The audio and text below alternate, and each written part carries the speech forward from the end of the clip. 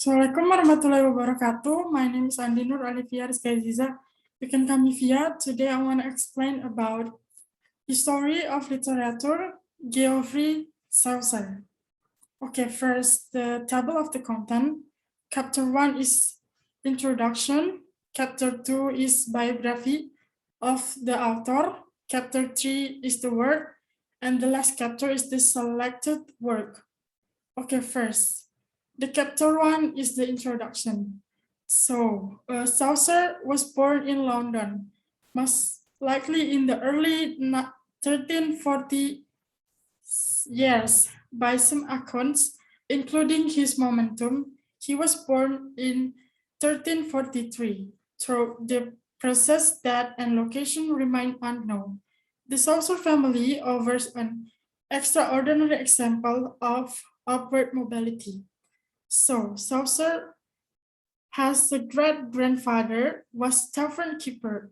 His grandmother worked as a purveyor of wine, and his father's, John Chaucer, rose to become an important wine merchant with a royal appointment. According to tradition, Chaucer studied law in the Inner Temple.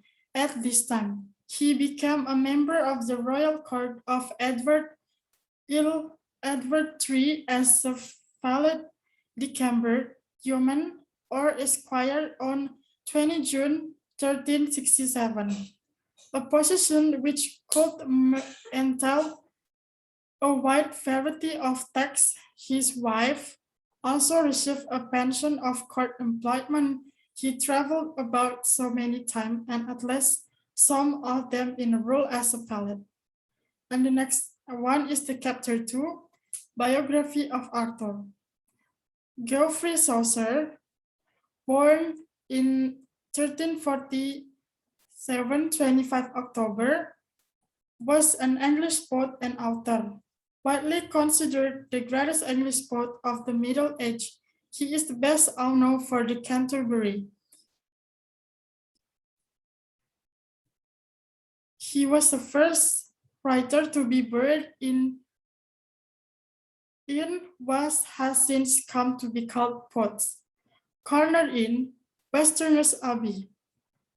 Chaucer also gained a fame as a philosopher and astronomer, composing a treatise on astrolabe for his 10-year-old son Louis.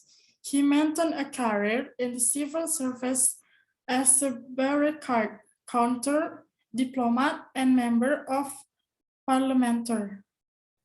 John Chaucer married Agnes Copton, who inherited property in 1349, including 24 shops in London from her uncle Hamu de Copton, who is described in a will that 3 April 1944 enlisted in the city hosting role as the manor said to be a manager of the Tower of London. And the next chapter we have the work. He have a book, and the book title is The House of Fame. The second one is the Book of Duchess, and the third is Thrillers and Christ Said. And I select the book, and the title is The Legend of God Woman. The Legend of God Woman is a poem in the form of a dream vision by Geoffrey Chaucer during the 14th century. The poem is the third longest of Chaucer's work.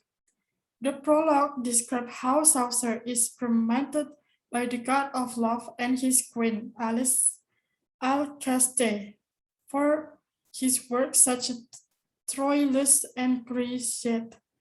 The depicting woman in the poor light. Cressida is the maid of the scene in constant in love. That earlier word, and Alceste demands a poem of Chaucer extolling the varieties of woman and the god death. The poem is the far type past and understood hitherto. the most party of time spent in making of glorious legend of God, woman, madness, and wife. They weren't true in the loving her life and tell of false mean to be betrayed. And the Chaucer legend, God Woman, features a number of interesting heretical and literary devices. The piece is narrated entirely from a first-person perspective and similarly to Shakespeare works. And the era of this book is England in the late Middle Ages, considered the history of England during the late Middle Age, from the 13th century, the end of Anthony's and the accession of Henry III, considered by many to mark the start of the Plantagenet dynasty until the accession to the throne of the Tudor dynasty in 1485, which is often taken as the most convenient market for the end of the Middle Age and start of the English Renaissance and early modern Britain. And the last chapter is the conclusion.